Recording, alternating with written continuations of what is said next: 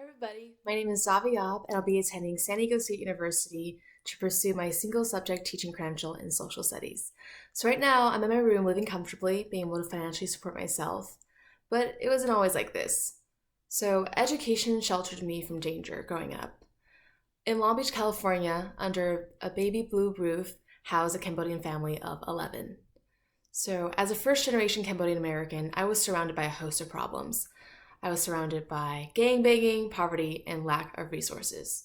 My family immigrated from Cambodia to escape the Khmer Rouge genocide in the late 70s and the early 80s, and they made a new start in California. They worked 7 days a week without complaints, and that really humbled me and taught me how to work hard. So therefore, to get out of trouble, I invested all my energy into school.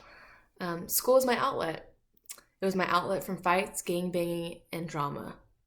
I sold candy instead of drugs to afford ASB, student government, choir fees, and AP tests. So school had always been easy for me, but it wasn't until 6th grade that I really saw my potential. And my favorite teacher ever, Mr. Carroll, helped me see that. My love of social studies and psychology began in the 6th grade. Mr. Carroll, the scary punk-looking, tattoo sleeve-having social studies 6th grade teacher, really instilled a lot of things into me. Before, though, he really scared me. He had coffee brewing in his classroom every morning, black coffee like his soul, I had thought at first, but now over the years, I've learned to really respect him. Boy, did we learn, he did not tolerate any horseplay. He was my favorite teacher because he had high expectations, pushed his class and me, and showed that he cared about me not only academically, but also personally. That overly eager student who always raised her hand, he was able to push me academically. He always gave immediate feedback and very specific feedback too. So in an environment that had fights almost weekly, his consistent class structure and his consistent expectations created a safe environment where I felt comfortable to take risks and ultimately being able to learn. From what I remember, he always started class with a warm-up, lecture, reading, discussion, and reflection. He made me feel really comfortable to ask questions during break and lunch. He didn't shoo me away and said, "I'm on my lunch." He welcomed my ideas and joked around about how much I loved Michael Jackson. So though he was serious and firm in class, he was also open, kind, and supportive of all of his students. So I was stoked to have him again in 7th grade, and he began to push me academically.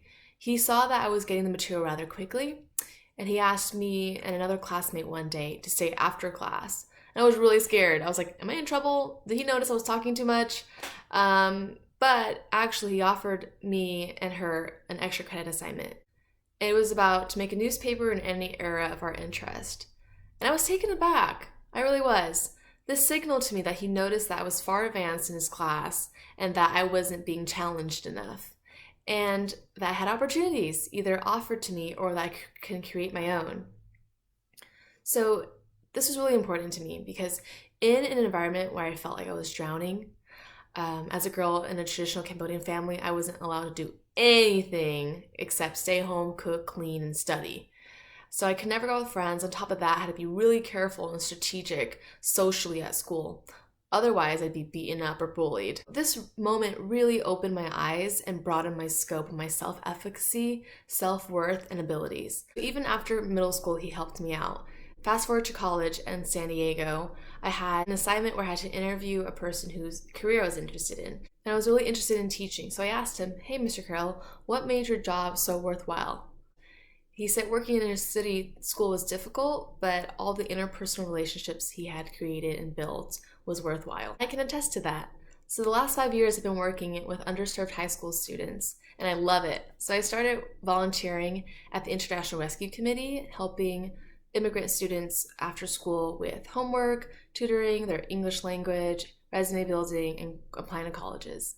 It was so rewarding to work with eager students, and it was culturally enriching to learn about others from Iran, Somalia, and Vietnam. After, I worked at a charter high school for the last 4 years, and it's been super rewarding. I worked with not so eager students, and they really closed off at first, but then they were able to open up as the weeks went by when I got to know them. I've built trustful relationships with students, staff, and parents. I've attended 2 graduations as a staff member, and seeing the students succeed and walk across that line after getting to know them and seeing them grow for 3 years has been one of the most rewarding experiences in my life. That's when I confirmed this is what I want to do for the rest of my life. I want to be a teacher. Educators like Mr. Carroll, who saw my potential, helped me overcome challenges and reach my goals. As a future teacher, I really like to pass on as a role model and a support system who really genuinely cares about students, teach them how to be critical thinkers, help them be accountable, provide a safe learning environment, and to believe in them, just like Mr. Carroll did for me. He's really inspired me. I still continue to keep in touch with him to this day, and in turn, I want to be an educator to help underserved students and be a positive example of how they can defy their limitations.